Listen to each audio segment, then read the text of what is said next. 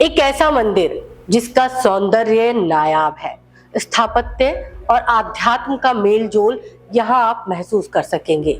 यहाँ आने के बाद आपको एक अलग ही शांति का एहसास होगा। कई शैलियों का मिश्रण इस मठ में आपको देखने को मिलेगा।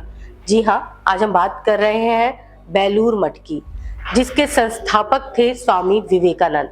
स्वामी विवेकानंद भले ही साधु थे, बहुत सामान्य तरीके से रहते थे, उनके पास कभी कोई धन नहीं होता था, लेकिन जब उन्होंने अपने गुरु रामकृष्ण परमहंस की याद में बेलूर मठ बनाने की योजना बनाई और इसकी तैयारियां शुरू की तो उनके पास कोई धन नहीं था। अक्सर ये सवाल पूछा जाता है कि बेलूर मठ को बनाने में स्वामी विवेकानंद कहाँ से धन लेकर आए। वैसे बात भी ये सच है कि इसके लिए विवेकानंद ने खूब मेहनत की थी। उन्होंने विदेशी दौरे किए, वहां लेक्चर दिए, उससे खासा धन उनको मिला जिसे मठ निर्माण में लगाया। यही नहीं, उनके विदेशी अनुयायियों ने भी इस काम में उनकी खूब मदद की। मठ निर्माण में ज्यादातर धन विदेश से ही अनुयायियों के जरिए दान के तौर पर आया। हालांकि सबसे ज्यादा पैसा उनके अमेरिका स्थित 2 अनुयायियों ने दिया। तब डॉलर की कीमत भारतीय रुपए के बराबर ही थी।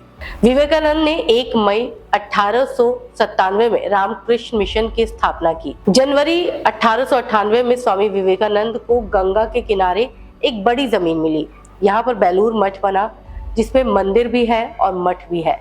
विवेकानंद ने इस जमीन को लेने के बाद जो योजना बनाई, वो जब साकार हो गई तो ये परिसर बदल गया, इसके सूरत पूरी तरह बदल गई और इसको देखने पर ये भी लगता है कि विवेकानंद हर चीज में कितनी बारीक और दूरदर्शी प्लानिंग करते थे।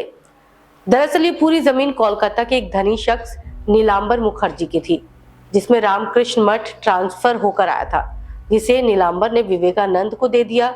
इस पुराने मठ और मंदिर के बनने के बाद विवेकानंद अपने गुरु भाइयों के साथ यहीं आकर रहने लगे थे।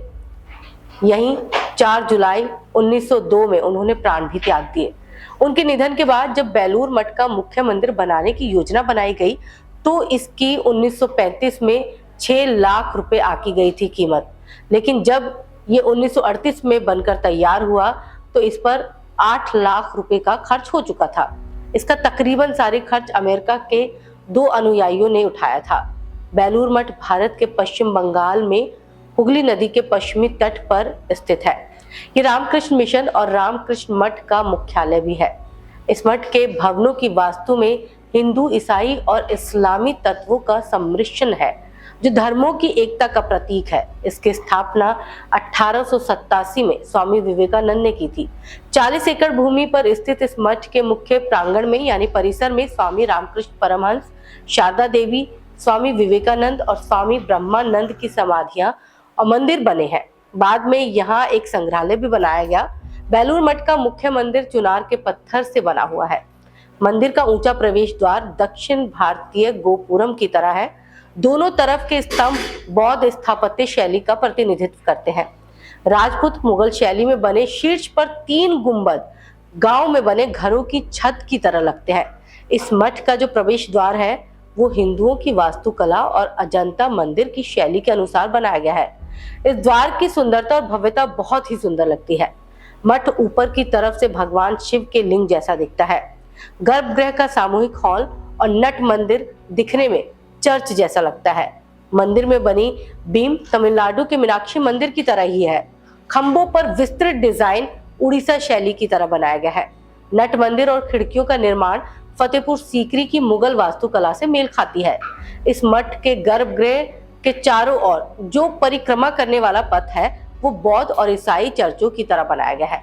मंदिर के बाहर अर्ध गोलाकार शीर्ष पर नवग्रह की मूर्तियां बनाई गई है। स्वर्ण कलश को मंदिर के शीर्ष पर रखा गया है।